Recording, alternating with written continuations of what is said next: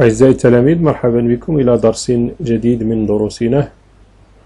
أدعوكم في البداية إذا لم تشتركوا في القناة بعد أن تشتركوا فيها، وإلى تفعيل جرس الإشعارات للتوصل بكل الدروس التي نضعها في قناتكم، قناة أبجد التعليمية. إذا نبدأ هذا النص بدراسة المؤشرات الخارجية، وهو بعنوان أيوب لصاحبه بدر شاكر السياب، صفحة 184 من كتاب الرائد في اللغة العربية للسنة الأولى إعدادي.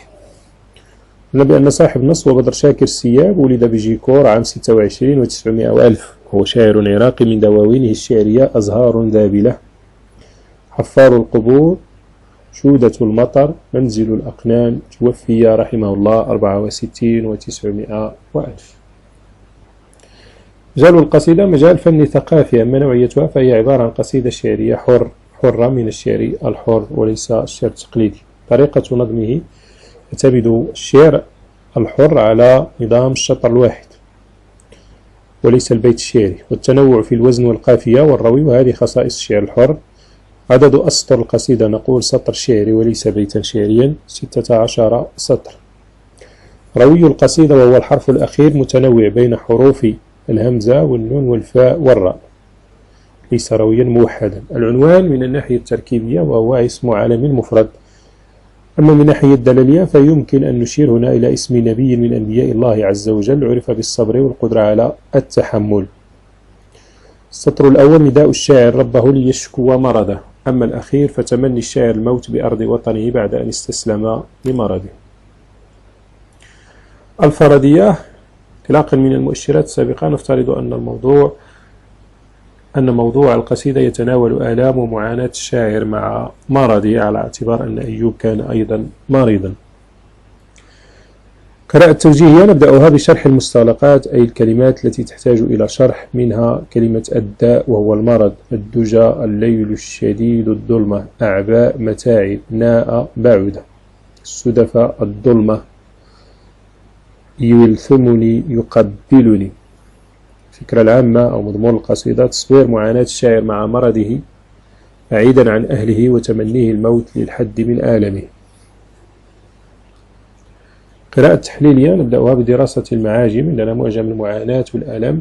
أعيا به الداء غربة دون ممال ولا سكن، الدجن الموت، أعباء لا الفؤاد، السدفة ضياع اليتامى، دجى شاة الليل، السهر، البرد، الضجر. معجم الحقول الدلالية حقل الابتهال إلى الله، يا رب أيوب يدعوك ارحمه، يا منجيا فلك نوح، يا رب يا ليت.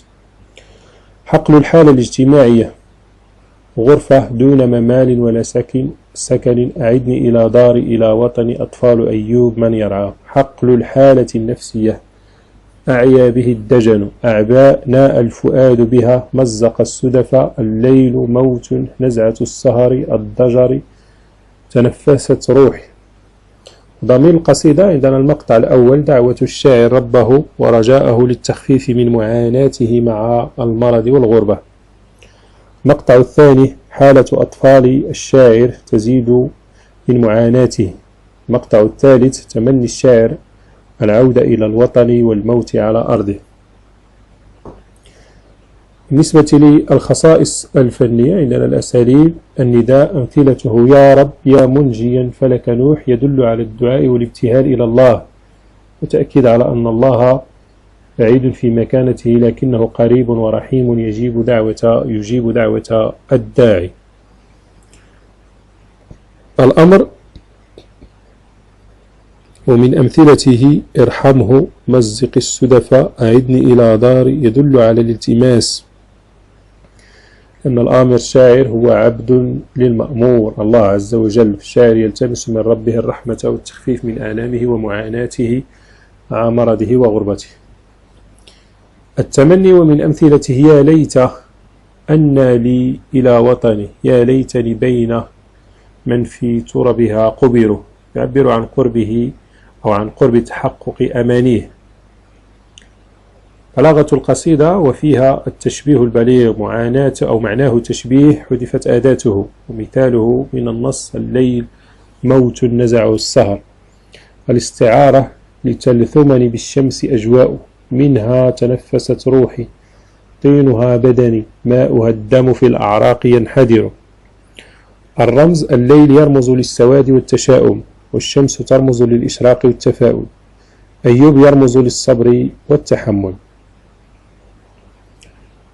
تركيب النص: يصور الشاعر في قصيدته معاناته وآلامه مع المرض الذي أنهكه وأفقده متعة الحياة. قد زادت الغربة من أزمة حالته النفسية، خاصة وأنه ابتعد عن أهله وأطفاله، ولم يجد الشاعر في هذا الوضع إلا أن يلجأ إلى الله عز وجل ليخفف عنه معاناته ويفرج كربته ويرجعه إلى أهله ووطنه الذي تمنى أن يدفن فيه في تربته بعد أن استسلم لقدره المحتوم. إذن كان هذا هو نص اليوم. شكرا على متابعتكم، وإلى درس آخر إن شاء الله.